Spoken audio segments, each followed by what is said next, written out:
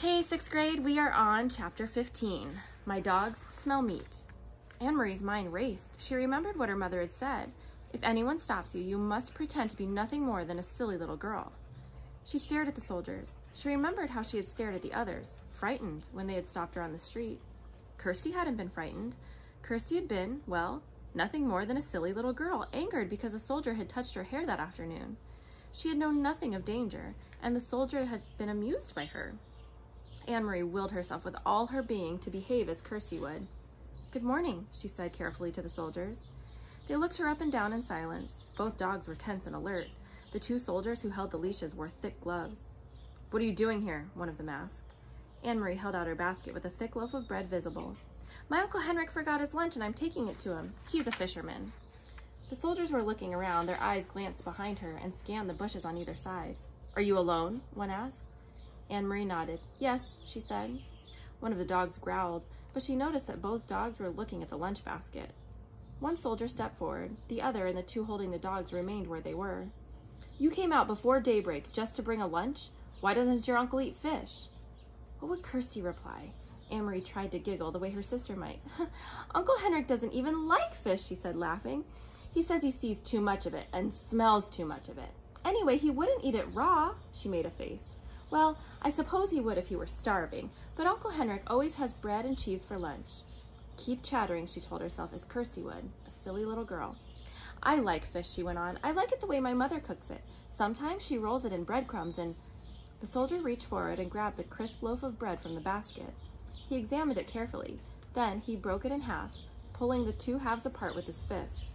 That would enrage Kirsty. She knew it. "Don't!" she said angrily. "That's Uncle Henrik's bread. My mother baked it."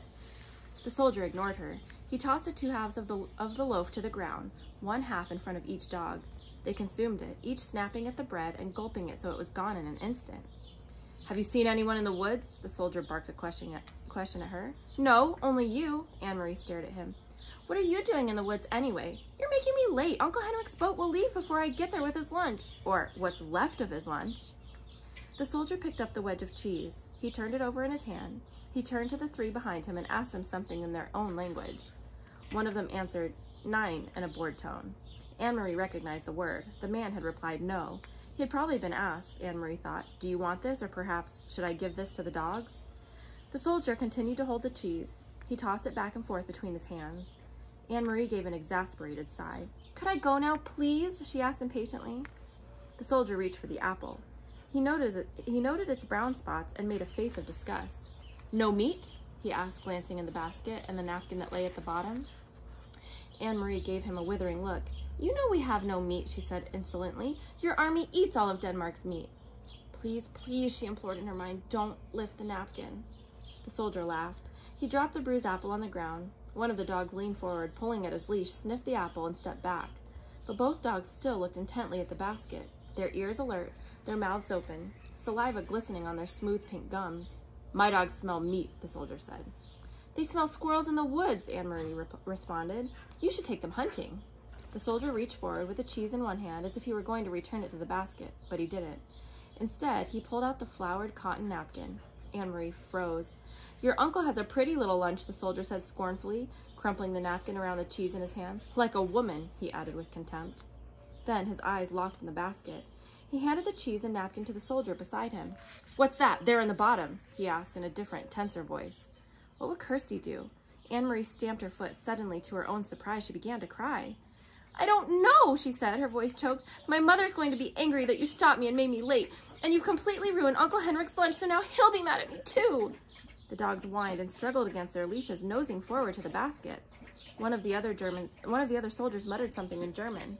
The soldier took out the packet. "Why is this so carefully hidden?" he snapped. Anne-Marie wiped her eyes on the sleeve of her sweater. "It wasn't hidden any more than the napkin was. I don't know what it is." She realized that was true. She had no idea what was in the packet. The soldier tore the paper open, while below him on the ground the dogs strained and snarled, pulling against their leashes. Their muscles were visible underneath the sleek, short-haired flesh. He looked inside, then glared at Anne-Marie. "Stop crying, you idiot girl," he said harshly. "Your stupid mother has sent your uncle a handkerchief. In Germany, the women have better things to do. They don't stay at home hemming handkerchiefs for their men." He gestured with the folded white cloth and gave a short, caustic laugh. At least she didn't stitch flowers on it. He flung it to the ground, still half wrapped in the paper beside the apple.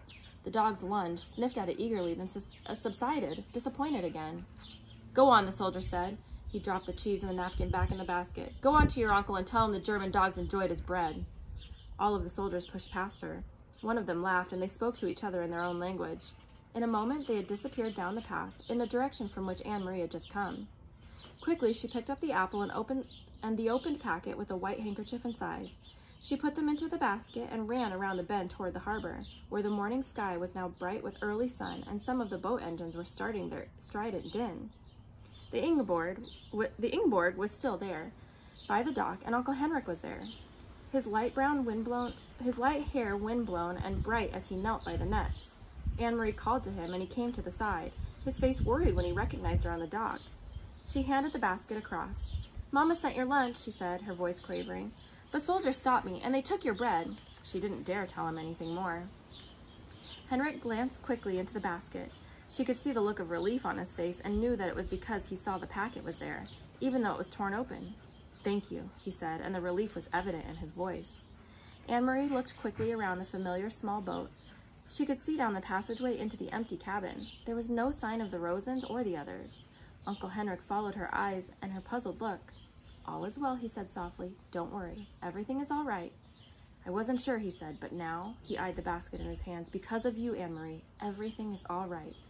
You run home now and tell your mama not to worry. I will see you this evening." He grinned at her suddenly. "They took my bread, eh?" he said. "I hope they choke on it."